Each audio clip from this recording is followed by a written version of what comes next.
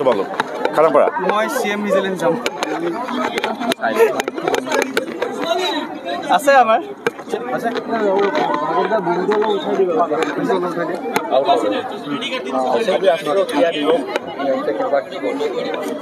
আজি ৰাষ্ট্ৰীয় ক্ৰীড়া দিৱস আমি আমাৰ নেহৰু ষ্টেডিয়ামত সন্মানীয় ক্ৰীড়ামন্ত্ৰী নন্দিতা গাৰ্লুচাদী ডাঙৰীয়ানী তথা আমাৰ ইয়াৰ ক্ৰীড়া ক্ষেত্ৰসকলৰ জড়িত ব্যক্তিসকল ছাত্ৰ ছাত্ৰী খেলুৱৈসকলৰ উপস্থিতিত আজি আমি ৰাষ্ট্ৰীয় ক্ৰীড়া দিৱস উদযাপন কৰিছোঁ। এটা সুন্দৰ দিন আপোনালোকে সকলোৱে জানে কেন্দ্ৰত যিদৰে পৰমাদৰণীয় নৰেন্দ্ৰ মোদীদেৱৰ উদ্যোগত খেলো ইণ্ডিয়া ফিট ইণ্ডিয়া বা টপছ আদিৰ দৰে প্ৰকল্পৰে সমগ্ৰ অসমৰ ভাৰতৰ প্ৰতিটো প্ৰান্তৰ আমাৰ ক্ৰীড়াক আগবঢ়াই নিবলৈ যিদৰে প্ৰচেষ্টা কৰি সফল কাম হৈছে ঠিক সেইদৰে অসমতো সন্মানীয় ডক্টৰ হিমন্ত বিশ্ব শৰ্মাদেৱৰ নেতৃত্বত খেল মহাৰণে কেনেধৰণে এটা ব্যাপক আন্দোলনৰ সৃষ্টি কৰিছে।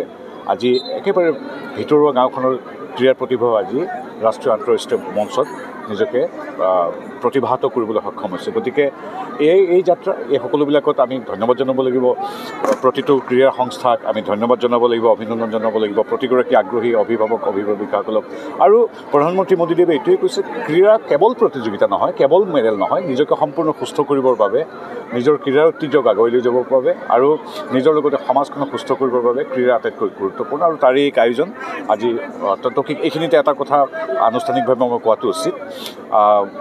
আমি যোৰহাট লোকসভাত মোৰ উদ্যোগত সাংসদ ক্ৰীড়া মহোৎসৱ আয়োজন কৰিম। তাত কেইবাটাও ৩-৪টামান ক্ৰীড়া আমাৰ ট্ৰেডিশ্যনেল স্পৰ্টছ আৰু অলিম্পিক স্পৰ্টছৰ কেইবাটাও শিতানত আমি 4খন জিলা চৰাইদেউ, মাজুলী, শিৱসাগৰ আৰু যোৰহাট জিলাক লৈ মই পবিত্ৰ মাৰ্ঘেৰিটাই সাংসদৰ ক্ৰীড়া উৎসৱ আমি আয়োজন কৰিম। সেই কথাটো এই সুযোগতে আজি ক্ৰীড়া মহোৎসৱতে আপোনালোকৰ উপস্থিতিৰে মই ঘোষণা কেতিয়াৰ পৰা হ'ব এইটো 21 তাৰিখৰ পৰা ছেপ্টেম্বৰ 21 তাৰিখৰ পৰা ডিচেম্বৰ 25 তাৰিখলৈকে এতিয়ালৈকে দৌৰ বা কাবাডী, চেছ তথা ফুটবলো পাৰে নেকি এনেধৰণৰ কেইবাটাও আমি ক্ৰীড়া সামৰি লৈ 21 ছেপ্টেম্বৰৰ পৰা 25 ডিচেম্বৰলৈকে যোৰহাট লোকসভাত সাংসদৰ খেল বুলি আমি অনুষ্ঠান কৰিম। এইখিনি ইতিহাস ৰচনা হৈছে অসমৰ মহিলা দলে সেই কথা আমাৰ এই ক্ষেত্ৰত আমাৰ ক্ৰীড়ামন্ত্ৰী গাৰ্লুচা ডাঙৰীয়াই ইতিমধ্যে কৈছে। এইটো এটা অতি গৌৰৱৰ কথা। আমাৰ যে প্ৰতিভা আছে খালি মাত্ৰ তেওঁলোকক আগুৱাই নিব লাগে। নিৰন্তৰভাৱে আমাৰ ক্ৰীড়াৰ যিমান অনুষ্ঠান আছে, ক্ৰীড়াৰ সংস্থা আছে, তেওঁলোকে চেষ্টা কৰিছে। এতিয়া অভিভাৱকসকলো আহিছে, গাঁৱৰ ৰাইজো আগবাঢ়ি আহিছে। গতিকে আমাৰ কেৱল চহৰ নহয়, গাঁৱৰ ভিতৰৰ মানুহো আজি যাৰ প্ৰতিভা আছে তেওঁলোকে আজি প্ৰতিনিধিত্ব কৰিছে আৰু তাৰে আমি ফল পাইছোঁ।